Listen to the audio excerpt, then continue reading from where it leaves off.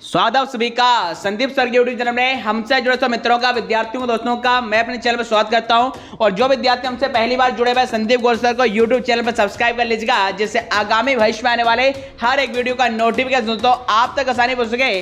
दोस्तों मध्य प्रदेश व्यापम के द्वारा IIT TO का जो नोटिफिकेशन जारी किया गया है, इसी के अनुसार में दोस्तों IIT TO कोपा ट्रेड की आप तैयारी कर रहे हैं तो आज का वीडियो तो काफी महत्वपूर्ण और कारगर सिद्ध होने वाला है, क्योंकि यहाँ पर MS एक्सेल के 50 सबसे महत्वपूर्ण, जी दोस्तों जिंदगी एक है मैं दोस्तों खेल, और आज टॉपिक है मैं दोस्तों जिसका नाम है MS एक्सेल। तो MS एक्सेल के 50 सुपर हिट क्वेश्चन हम आपके लिए लेके आए हैं। यदि आप कोपा की तैयारी कर रहे हैं तो एक बार इन क्वेश्चन को आप अवश्य देखिएगा, अपनी तैयारी को मैं दोस्तों एक नया मोड़ दीजिएगा, अपने द्वारा किए गए विश्लेषण को मैं दोस्तों आकलन स्वरूप अपने द्वारा जो भी आप तैयारी कर रहे हैं उसके में दोस्तों ये 50 क्वेश्चन आपकी तैयारी को मैं दोस्तों और बेहतर से बेहतरीन बनाने का प्रयास करेंगे। तो आज MS एक्सेल के 50 कतई जहर प्रश्नों में इसका हम पार्ट 1 लेके आए हैं और इसका दोस्तों पार्ट 2 भी आपका जल्द आएगा। चलिए दोस्तों, तो यहां पर बिना समय गवाए आज के हमारे इस वीडियो को प्रारंभ करते हैं।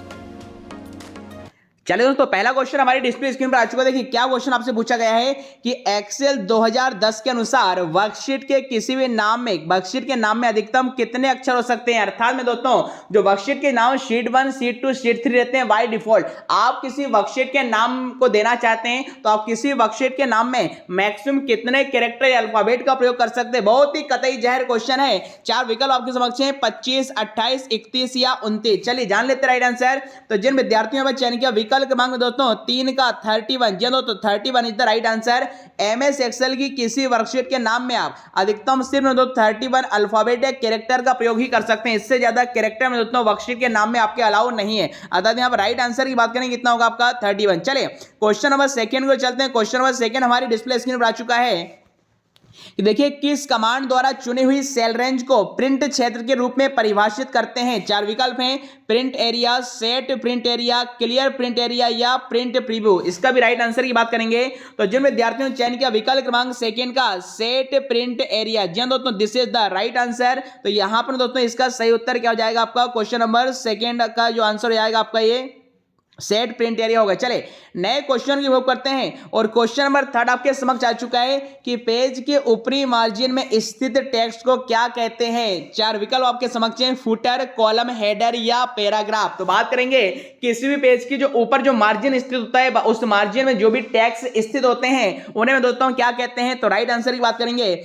आंसर क्या होगा हेडर। जी दोस्तों किसी भी टेक्स्ट में किसी भी पेज के ऊपर जो सबसे जो मार्जिन होता है उसमें जो टेक्स्ट स्थित होते हैं हम उसमें दोस्तों यहां पर किस नाम से जानते हैं। तो हम दोस्तों इसे यहां पर बात करेंगे, हम इसे हेडर के नाम से जानते हैं। चलिए नए क्वेश्चन की उपयोग करते हैं और क्वेश्चन नंबर 4 आपके समक्ष आ चुका है कि एक्सेल 2010 में किस ऑप्शन द्वारा डेटा और सूचनाओं को आसानी से समझने या आकर्षक रूप में या अट्रैक्टिव वे में प्रदर्शित करने के लिए किया जाता है। जी दोस्तों MS एक्सेल के उस टूल का आपको नाम बताना है जिससे मैं अपने इंफॉर्मेशन को, महत्वपूर्ण इंफॉर्मेशन या डेटा को अट्रैक्टिव वे में और एक आसानी से विजुअलाइज फॉर्म में रिप्रेजेंट कर सकता हूं। 4 विकल्प आपके समक्ष हैं, चार्ट होगा, टेबल होगा, पिक्चर या ग्राफिक। चलिए जान लेते हैं इसका भी राइट आंसर। तो जिन विद्यार्थियों ने चयन किया विकल्प क्रमांक 1 का चार्ट, जी दोस्तों chart is the right answer. Chart ही MS एक्सेल का महत्वपूर्ण टूल है जिसमें आप किसी भी डेटा को ग्राफिकल या पिक्टोरियल फॉर्म में रिप्रेजेंट कर सकते हैं। तो राइट आंसर इसका दोस्तों क्या हो जाएगा आपका चार्ट हो जाएगा।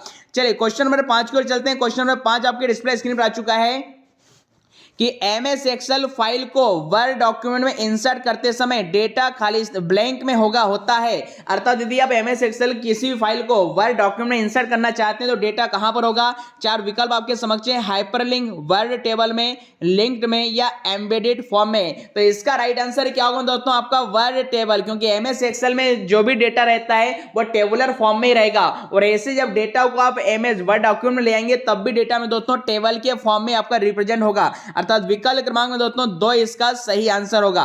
नए क्वेश्चन को चलते हैं, काफी महत्वपूर्ण क्वेश्चन है, कई बार एग्जाम में आया है कि एक्सेल के देखिए एक सेल में अधिकतम में कितने कैरेक्टर प्रदर्शित हो सकते हैं। MS एक्सेल के एक सेल में अधिकतम कितने कैरेक्टर प्रदर्शित हो सकते हैं। 4 विकल्प हैं, 1024, 256, 512 या 65,536। तो जानते हैं आप तो 65,536 तो पंक्तियां होंगी। तो राइट आंसर क्या होगा दोस्तों आपका 256। MS एक्सेल की किसी सेल में आप 256 के कैरेक्टर में दोस्तों प्रदर्शित कर सकते हैं। तो राइट आंसर विकल्प क्रमांक इसका आपका 2 होगा। चलिए नए क्वेश्चन की ओर करते हैं। क्वेश्चन नंबर 7 आपके समक्ष आ चुका है कि एमएस एक्सेल 2010 में कौन सा option page setup dialog box पर नहीं होता है। जी तो उस विकल्प का चयन करना है जो एक्सेल के अंदर जो आपका ऑप्शन होगा पेज सेटअप वहां पर नहीं होगा। 4 विकल्प आपके हैं, स्केलिंग, ओरिएंटेशन, प्रिंटर का चुनाव और प्रिंट टाइटल। बहुत ही आसान है, तो यहां पर राइट आंसर क्या होगा, प्रिंटर का चुनाव। यह विकल्प में दोस्तों इस ऑप्शन में नहीं होगा, तो विकल्प क्रमांक 3 प्रिंटर का चुनाव सही हो जाता है।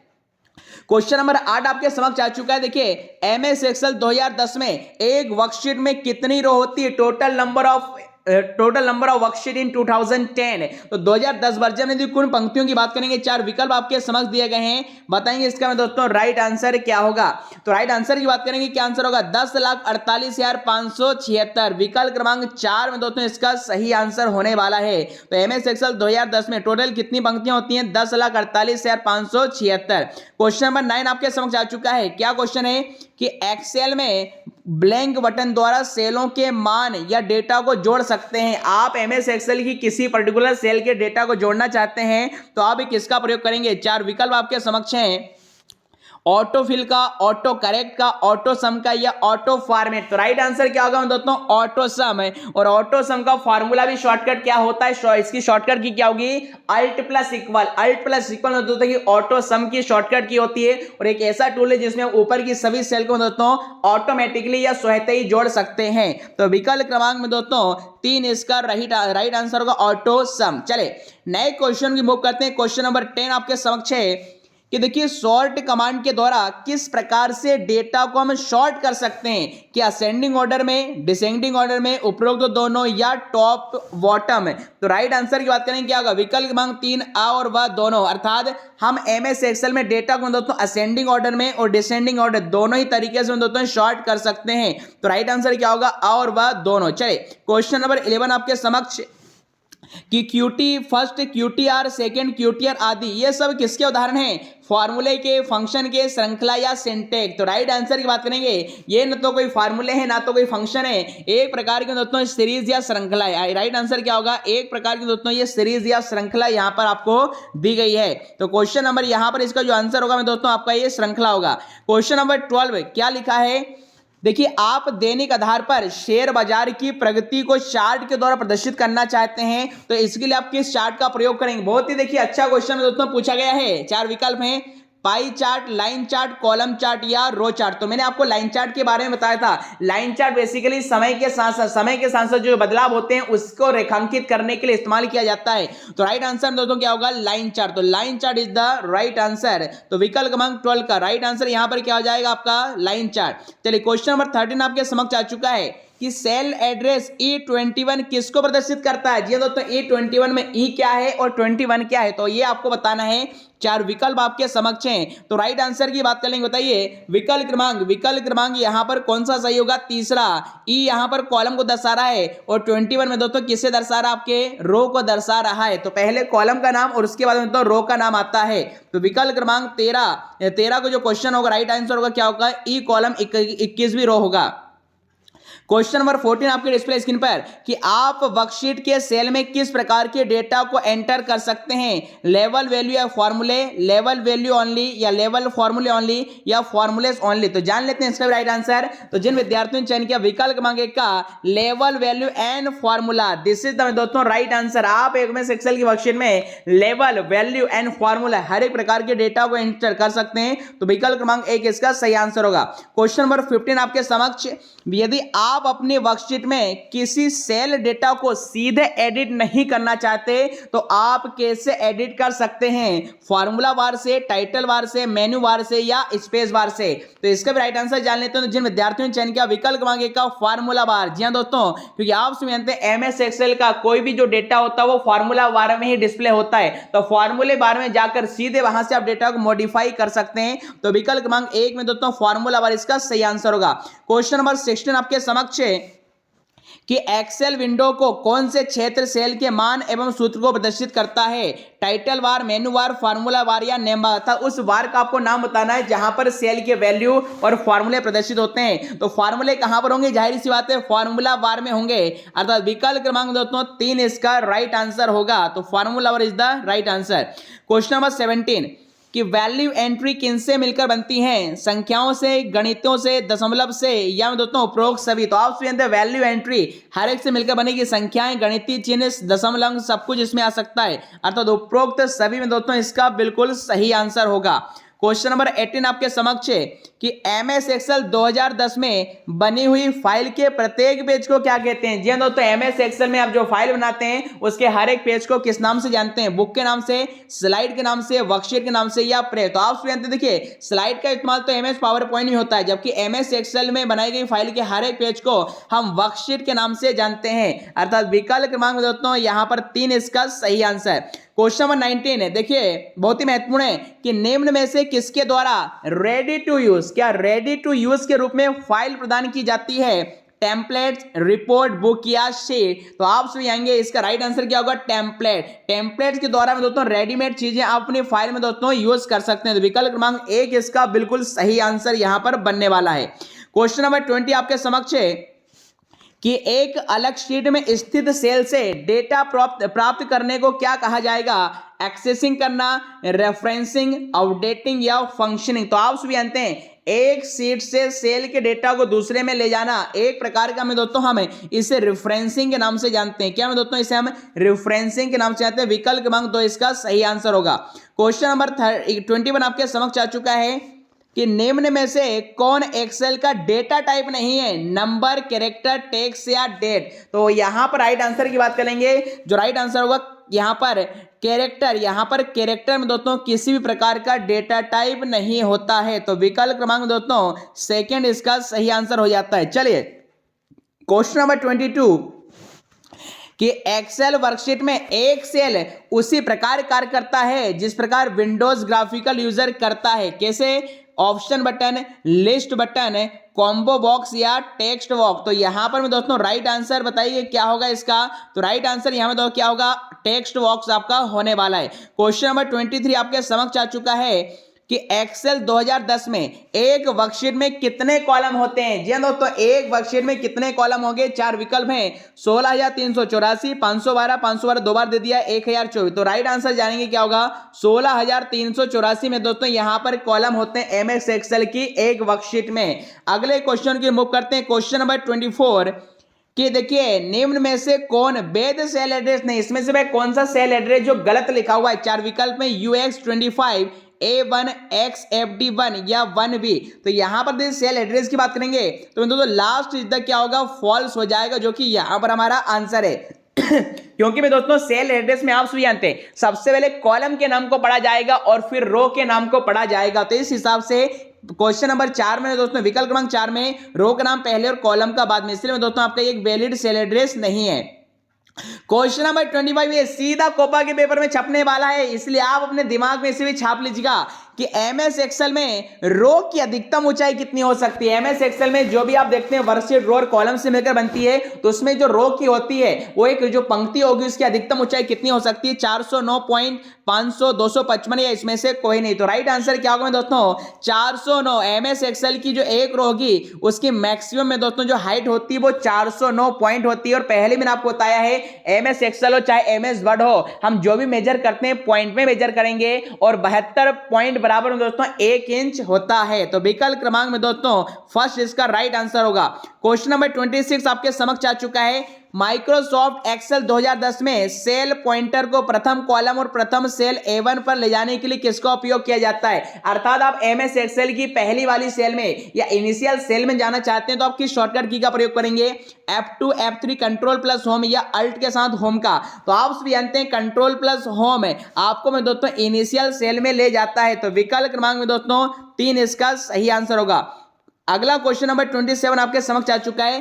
एक्सेल में आप किस प्रकार संपूर्ण कॉलम सेलेक्ट कर सकते हैं, कॉलम के हेडर पर क्लिक करके, कॉलम में क्लिक करके, कॉलम कमांड पर क्लिक करके या उपरोक्त सभी। तो मैं दोस्तों बताएंगे इसका राइट आंसर क्या होगा, बन जाएगा कॉलम के हेडर पर क्लिक करके। क्वेश्चन नंबर 28 देखिए यह भी आपसे कई बार पूछा गया है, एमएस एक्सेल की स्क्रीन को अधिकतम कितनी संख्या तक जूम किया जा सकता है। तो यहां पर 4 ऑप्शन है आपका, 10%, 200%, 300% या 400%? तो राइट आंसर क्या होगा दोस्तों? 400%। एमएस एक्सेल में आप स्क्रीन को मैक्सिमम 400, जबकि एमएस पावर पॉइंट और एमएस वर्ड में 500 तक दोस्तों आपका जूम कर सकते हैं। वहीं पर यदि आपसे मिनिमम जूम पूछेगा तो मिनिमम जूम में दोस्तों 10 होता है और मैक्सिमम कितना होता है आपका? 400। तो ये मिनिमम और मैक्सिमम दोनों आपको ध्यान रखना है। फिलहाल अधिकतम का पूछा है तो आंसर क्या होगा? 400। क्वेश्चन नंबर 29 आपके समक्ष आ चुका है कि दो से अधिक सेलों के चुनाव को क्या कहा जाएगा? बुक, सीट, टेबल, रेंज या फाइल? तो यहां पर इसका राइट आंसर क्या होगा दोस्तों? आपका रेंज हो जाएगा। एक से अधिक सेलों का या दो से अधिक सेलों को चुनना आपका सेल को डिनोट करेगा, तो टेबल रेंज में आएगा। अगला दिखा है क्वेश्चन नंबर 30 कि कंडीशनल फॉर्मेटिंग की अधिकतम कितनी शर्त दे सकते हैं? अर्थात आप अपने वर्कशीट में किसी भी कंडीशन के आधार पर फॉर्मेटिंग करना चाहते हैं तो कितने प्रकार की कंडीशन फॉर्मेटिंग के अकॉर्डिंग दी जा सकती है? 2, 3, 5 या इनमें से कोई नहीं? तो इसका राइट आंसर क्या होगा दोस्तों? आपका 3 होगा। आप कंडीशनल फॉर्मेटिंग में दोस्तों 3 प्रकार की शर्त पर दे सकते हैं। तो यहां पर राइट आंसर कितना होगा? इसका 3 होगा। चलिए दोस्तों, चलिए तो अगला क्वेश्चन है आपका 31 आपके समक्ष आ चुका है कि क्वेश्चन आपसे पूछा गया निम्न में से कौन एक वैल्यू का उदाहरण नहीं है? 4 विकल्प आपके समक्ष, आपको बताना है इसमें से कौन से दोस्तों एक वैल्यू के अंतर्गत नहीं आती। तो राइट आंसर की बात करेंगे, ये जो सीरियल नंबर यहां पर लिखा है ये दोस्तों सीरियल नंबर किसी वैल्यू के अंतर्गत नहीं आता, अर्थात विकल्प क्रमांक में दोस्तों 2 इसका सही आंसर होगा। अगला क्वेश्चन नंबर 32 आपके समक्ष आ चुका है और क्वेश्चन में दोस्तों आपसे यह पूछा गया 32 में कि माइक्रोसॉफ्ट एक्सेल 2010 के संदर्भ में कौन से स्टेटमेंट गलत है? 4 स्टेटमेंट, 4 विकल्प आपके समक्ष यहां पर दिए गए हैं। तो हम राइट आंसर की बात करेंगे पहले नंबर के कि एक वर्कशीट में सेलों के समूह को दोस्तों हम रेंज नहीं कहते। जी दोस्तों, सेलों के समूह को हम यहां पर सेल नहीं कहा जाता है। सेलों के समूह को में दोस्तों यहां पर सेलों के समूह से आपसे एक वर्कशीट आपकी में दोस्तों बनती है। तो यहां पर पहले स्टेटमेंट आपकी गलत हो जाएगी, तो विकल्प क्रमांक दोस्तों 1 इसका सही आंसर होगा। क्वेश्चन नंबर 33 देखिए बहुत ही बढ़िया है कि निम्न में से कौन सा वैलिड फार्मूला, कौन सा वैध फार्मूला है? वैलिड फार्मूला नहीं है। 4 विकल्प आपके समक्ष यहां पर आपके पास दिए गए हैं। तो हम राइट आंसर की बात करेंगे। देखिए पहला भी बिल्कुल सही लिखा गया है, सेकंड भी देखिए सही लिखा गया है, थर्ड भी सही लिखा गया, जबकि चौथे में आप देख पा रहे हैं हमने मिनिमम फंक्शन फार्मूले का इस्तेमाल किया है। और आप सुनते हैं मिनिमम ऐसा फंक्शन होता है जो में दोस्तों एक से अधिक आर्गुमेंट में से जो मिनिमम वैल्यू होता है उसे सिलेक्ट करता है। किंतु उस सेल रेंज को आपको पूरा डिफाइन करना होगा कि आप किस सेल रेंज के भीतर आप मिनिमम वैल्यू जाना चाहते हैं। जबकि यहां पर आप देख पा रहे हैं यहां तो मैक्सिमम पाने के लिए सेल रेंज दी गई, जबकि यहां पर सेल रेंज ना देकर हमने A1 को A10 से जोड़ दिया, जो कि गलत है। यहां पर कौन सा वैध फार्मूला नहीं होगा? क्वेश्चन नंबर 33 का जो राइट आंसर होगा विकल्प क्रमांक दोस्तों आपका 4 होने वाला है। चले क्वेश्चन नंबर 34 है कि क्लियर कमांड द्वारा किसे हटाया जा सकता है? ऑल फॉर्मेट को, कंटेंट को, कमेंट को, उपरोक्त दोनों या इनमें से कोई नहीं? तो राइट आंसर क्या होगा दोस्तों? उपरोक्त दोनों। यहां पर हम क्लियर कमांड के द्वारा इन दोनों को दोस्तों हटा सकते हैं। क्वेश्चन नंबर 35 आपके समक्ष आ चुका है। क्या लिखा है कि जब फार्मूला बार एक्टिवेट होता है, सक्रिय होता है, तो फार्मूला बार पर क्या दिखाई देगा? The edit formula button, the cancel button, the enter button या ऑल ऑफ द अबव? तो इसका राइट आंसर भी क्या होगा दोस्तों? उपरोक्त सभी, ऑल ऑफ द अबव में दोस्तों ये सभी चीज यहां पर डिस्प्ले होती है। अगला लिखा है एमएस एक्सेल में बनी हुई फाइल का डिफॉल्ट नेम क्या होता है? जी दोस्तों, बाय डिफॉल्ट एमएस एक्सेल में आपने कोई फाइल का नाम नहीं दिया है। बाय डिफॉल्ट एमएस एक्सेल में जो फाइल बनाते हैं, जो वर्कबुक बनाते हैं, उसका बाय डिफॉल्ट नाम क्या होगा? बुक 1, डॉक्यूमेंट 1, शीट 1 या अनटाइटल्ड होगा। तो आप सुनते हैं देखिए एमएस वर्ड में बनाए गए दस्तावेज को हम डॉक्यूमेंट के नाम से जानते हैं, जबकि एमएस एक्सेल में बनाई गई फाइल को हम बुक के नाम से जानते हैं। तो बाय डिफॉल्ट यहां पर उस फाइल का नाम क्या होगा दोस्तों? बुक 1 होगा, अर्थात विकल्प क्रमांक 1 इसका राइट आंसर होगा। क्वेश्चन नंबर 37 है, बहुत ही खूबसूरत सा है कि निम्न में से कौन है एक चार्ट के घटक या एलिमेंट नहीं है? और मैंने आपको बताया था एलिमेंट्स ऑफ चार्ट वो सारे एलिमेंट्स होते हैं जो चार्ट बनाने में हमारे लिए में दोस्तों महत्वपूर्ण होते हैं। तो 4 विकल्प आपके समक्ष आपके पास दिए गए, फटाफट से बताइए इसमें से कौन सा विकल्प है जो कि एलिमेंट्स के चार्ट से संबंध नहीं रखता? तो राइट आंसर क्या होगा दोस्तों? इसका उपरोक्त सभी। ये सभी के सभी दोस्तों क्या होते हैं? चार्ट के एलिमेंट होते हैं, सभी चार्ट के अंदर में दोस्तों इस्तेमाल किए जाते हैं। क्वेश्चन नंबर 38 कि एक्सेल में सेल की फॉर्मेटिंग के लिए कौन सी कमांड का इस्तेमाल किया जाएगा? नंबर या फॉन्ट का, अलाइनमेंट बॉर्डर का, पैटर्न प्रोटेक्ट या ऑल ऑफ द अबव? तो इसका राइट आंसर भी क्या होने वाला है दोस्तों? All of the above. नए क्वेश्चन नंबर 39 आपके समक्ष आ चुका है। यदि सोर्स डेटा बदल गया है तो एक्सेल में कौन सा पाइवोट टेबल विकल्प पाइवोट टेबल को अपडेट करता है। 4 विकल्प में format report, pivot table, refresh या फिर शो डिटेल्स है। तो इसका राइट आंसर में दोस्तों क्या हो जाएगा, रिफ्रेश हो जाएगा। रिफ्रेश से आप इस प्रकार के ऑपरेशन को परफॉर्म कर सकते हैं। नए क्वेश्चन देखिए बहुत ही महत्वपूर्ण है और यह क्वेश्चन में दोस्तों आपसे क्या पूछा गया है कि क्वेश्चन नंबर 41 में निम्न में से एब्सोल्यूट एड्रेस के लिए कौन सा ऑप्शन सही है। देखिए 3 प्रकार के रेफरेंस होते हैं, absolute cell reference, relative cell reference और मिक्स्ड है। तो रिलेटिव सेल रेफरेंस तो बिना किसी साइन के होता है, जबकि आप सब जानते हैं एब्सोल्यूट एड्रेस लगाने के लिए हमें रो और कॉलम दोनों से पहले दोस्तों डॉलर के साइन का प्रयोग करना होता है। और डॉलर आपको कहां पर दिखाई दे रहा है, विकल्प क्रमांक 2। तो पी कॉलम से पहले डॉलर लगा है और 21वीं रो से पहले कॉलम लाकर डॉलर लगा है। तो विकल्प क्रमांक 2 इसका राइट आंसर होगा। क्वेश्चन नंबर 41 में बोले निम्न में से विषम का चुनाव करना है, इनमें से सबसे अलग क्या है वह आपको बताना है। वर्ड, नोटपैड, एक्सेल या पावर पॉइंट। तो आप जानते हैं एमएस ऑफिस में एमएस वर्ड भी होता है, एमएस एक्सेल भी होता है और पावर पॉइंट भी होता है, जबकि नोटपैड में दोस्तों बाय डिफॉल्ट में दोस्तों ये पहले से आपके कंप्यूटर में अवेलेबल होता है। तो राइट आंसर यहां पर नोटपैड होगा, विकल्प क्रमांक 2।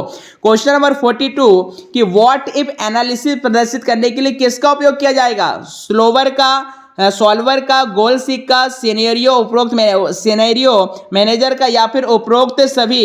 तो राइट आंसर में दोस्तों क्या होगा, उपरोक्त सभी। क्वेश्चन नंबर 43 यदि एक फंक्शन के अंदर दूसरे फंक्शन का उपयोग करते हैं तो उसे क्या कहते हैं। अर्थात यदि हम एक फंक्शन के अंदर दूसरे फंक्शन को डिफाइन करते हैं तो उसे क्या बोला जाएगा भैया, उसे नेस्टेड कहा जाता है। नेस्टेड का मतलब है दोस्तों घोंसला, घोंसले के अंदर घोंसले। जिस प्रकार चिड़िया अपना घोंसला एक एक तिनके को अंदर गुदकर बनाती है, इसी प्रकार अंदर ही अंदर फंक्शन इस्तेमाल किए जाते हैं, तो फिर उन्हें दोस्तों नेस्टेड के नाम से जानते हैं। विकल्प क्रमांक इसका सही आंसर होगा। क्वेश्चन नंबर 41 देखिए कई बार एग्जाम में पूछा गया है, यदि आप एमएस एक्सेल की शीट में वर्तमान तारीख को इंसर्ट करना चाहते हैं तो किस फंक्शन का प्रयोग करेंगे, टुडे का, नाउ का, टाइम का या डेटा का। तो जान लेते राइट आंसर। विकल्प क्रमांक 1 का चयन जिन विद्यार्थियों ने किया, this is the right answer. MS excel में की शीट में वर्तमान तारीख को एंटर करने के लिए किसका इस्तेमाल किया जाता है, तो मैं दोस्तों डेट फंक्शन का इस्तेमाल किया जाएगा। किंतु यदि एमएस एक्सेल की शीट में बताइए टाइम और समय दोनों एंटर कराना चाहते हैं तो फिर आप नाउ फंक्शन का प्रयोग करेंगे। तो ये दोनों भी दोस्तों आपको ध्यान में रखना है। तो विकल्प क्रमांक फिलहाल टुडे इसका सही आंसर होगा। अगला लिखा है एमएस एक्सेल में वी लुकअप। देखिए वी लुकअप का मतलब वर्टिकल, वी लुकअप फंक्शन का क्या कार्य होता है। 4 विकल्प आपके समझ दिए गए हैं। तो देखिए जो लुकअप फंक्शन होते हैं बेसिकली में दोस्तों किसी एक टेबल से दूसरे टेबल में से रिकॉर्ड को ढूंढने के लिए इस्तेमाल किए जाते हैं, अर्थात उससे संबंधित रिकॉर्ड को खोजता है। वर्टिकली आपने जो 2 कॉलम में 2 टेबल इस्तेमाल की होगी, एक टेबल से किसी स्थिति के आधार पर आपको दूसरी टेबल में डेटा खोजना होता है, तो हमें दोस्तों इसके लिए वी लुकअप और हॉरिजॉन्टल लुकअप का प्रयोग कर देंगे। अर्थात यहां पर विकल्प क्रमांक में दोस्तों 3 इसका सही आंसर होगा। क्वेश्चन नंबर 46 आपके पास आ चुका है कि निम्न में से कौन सा कथन में दोस्तों यहां पर क्या लिखा है, असत्य लिखा है।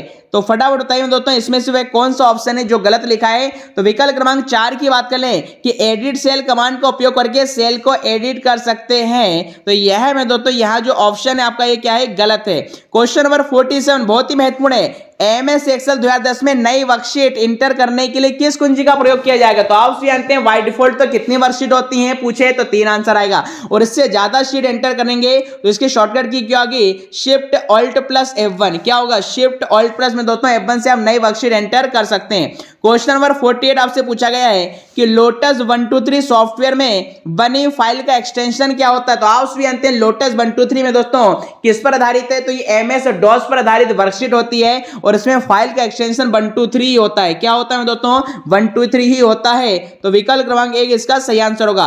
क्वेश्चन नंबर 49 आज का सेकंड लास्ट क्वेश्चन है कि एक वर्कशीट में रो, कॉलम तथा टाइटल को होल्ड करने हेतु किसका उपयोग किया जाता है, जिसका उपयोग कर हम सूचनाओं को देख सकते हैं। 4 विकल्प हैं आपका स्लिप्ट, अरेंज, फिल्टर या फ्रीज पेन। तो राइट आंसर क्या होगा दोस्तों, फ्रीज पेन। ये फ्रीज पेन वह ऑप्शन है जिसके माध्यम से हम रो को होल्ड करके या फ्रीज करके कितने भी नीचे क्यों न चले जाएं वह रो या कॉलम हमें दिखाई देगी। और आज का अंतिम क्वेश्चन 50 नंबर पे कि एक इंटरैक्टिव पाइवोट टेबल बनाने हेतु किस वेब कंपोनेंट का उपयोग करेंगे, HTML का, पाइवोट टेबल रिपोर्ट का, पाइवोट टेबल लिस्ट का, या फिर पाइवोट टेबल फील्ड लिस्ट का? तो इसका राइट आंसर क्या होगा? पाइवोट टेबल रिपोर्ट होगा। तो ये रहे थे मेरे दोस्तों, ये थे आज के 50 सबसे महत्वपूर्ण क्वेश्चन। ये हमारा एमएस एक्सेल का पार्ट 1 था।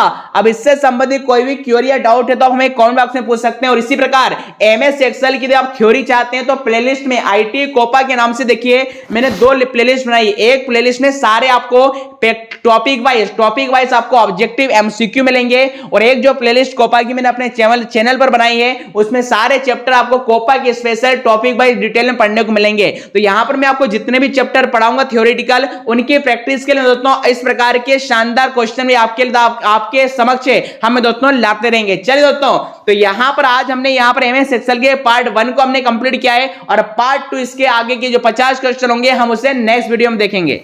चलो तो भाई यदि आप हमारे टेलीग्राम ग्रुप के साथ जुड़ना चाहते हैं तो जुड़ सकते हैं। इसका नाम है MPPV study point by Sandeep Gorsa, जहां पर 45,000 से ज्यादा विद्यार्थी हमारे साथ जुड़े हुए हैं, और यहां पर हर शाम के 7 से रात के 9 बजे तक दोस्तों हिंदी, कंप्यूटर, एमपीजी के रीजनिंग में सभी में दोस्तों नॉन टेक्निकल सब्जेक्ट की तैयारी ऑनलाइन क्यूज के माध्यम से कराई जाती है। साथ साथ आप हमारे यूट्यूब चैनल संदीप गोरसर को यूट्यूब चैनल पर सब्सक्राइब कर लीजिएगा, जहां पर दोस्तों 500 से अधिक वीडियो आपको हिंदी, कंप्यूटर की हमारी प्लेलिस्ट मिल जाएंगे। और हर रात 9 बजे यहाँ पर दोस्तों ITA TO स्पेशल कंप्यूटर का शानदार सेशन मेरे द्वारा लिया जा रहा है। तो इस प्रकार की सारी इंफॉर्मेशन के लिए आप हमारे सोशल प्लेटफॉर्म को दोस्तों सब्सक्राइब कर लीजिएगा।